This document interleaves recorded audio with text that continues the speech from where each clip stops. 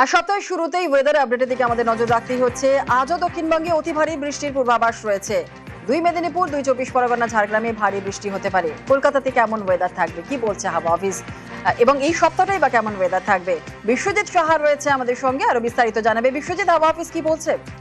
দেখো, বঙ্গোপসাগরে যে নিম্নচাপ ছিল সেটি গভীর নিম্নচাপে গতকালই পরিণত হয়েছে এবং আজ সকালে সেটি অতি গভীর নিম্নচাপে পরিণত হয়েছে এবং এর ফলে আবহাওয়ার যে পরিবর্তন তাতে উপকূল ও ওড়িশা সংলগ্ন জেলাগুলিতে প্রভাব পড়বে, কারণ এটি আজ দুপুর বা বিকেলের মধ্যে এই গভীর নিম্নচাপ রূপে এটি ক্যানিং থেকে চাঁদবালি ওড়িশা তার মাঝে এটি স্থলভাগে প্রবেশ করবে এবং তার ফলে প্রবল বৃষ্টিপাতের আশঙ্কা রয়েছে দুই জেলায়, অন্তত পশ্চিম মেদিনীপুর, ঝাড়গ্রাম এই জেলাগুলিতে অতি ভারী বৃষ্টির আশঙ্কা রয়েছে।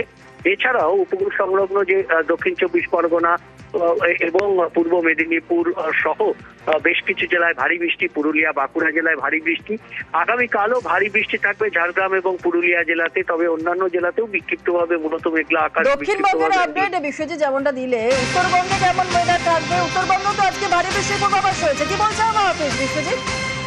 উত্তরবঙ্গে আজ বিক্ষিপ্তভাবে বৃষ্টি হবে। আগামীকাল থেকে উত্তরবঙ্গে ভারী বৃষ্টির সম্ভাবনা থাকবে। আগামীকাল মঙ্গলবার থেকে উত্তরবঙ্গের উপরের দিকের জেলাগুলিতে ভারী বৃষ্টি শুরু হবে। দার্জিলিং, জলপাইগুড়ি এবং কালিম্পংয়ে আগামীকাল ভারী বৃষ্টির সম্ভাবনা আছে এবং ক্রমশ এই বৃষ্টি বাড়বে। শনিবার পর্যন্ত উত্তরবঙ্গের উপরের দিকের 5 জেলায় বিক্ষিপ্তভাবে ঘুরিয়ে ফিরিয়ে দার্জিলিং, কালিম্পং, আলিপুরদুয়ার, কোচবিহার এবং জলপাইগুড়ি জেলাতে বিক্ষিপ্তভাবে দু এক জায়গায় ভারী বৃষ্টির হলুদ সতর্কতা জারি করেছে আলিপুর আবহাওয়া দপ্তর। আরেকটা কথা জানিয়ে রাখি যে মৎস্যজীবীদের জন্য যে সতর্কবার্তা আজ পর্যন্ত ছিল সেটা কাল পর্যন্ত অর্থাৎ 28শে জুলাই পর্যন্ত করা হয়েছে, কারণ এই মুহূর্তে সমুদ্র উত্তাল থাকবে। তাই মৎস্যজীবীদের উত্তর ওড়িশা এবং বাংলার মৎস্যজীবীদের সমুদ্রে যেতে নিষেধ করা হয়েছে আবহাওয়া দপ্তরের পক্ষ থেকে। জুনেলা, বেশ, ধন্যবাদ বিশ্বজিৎ।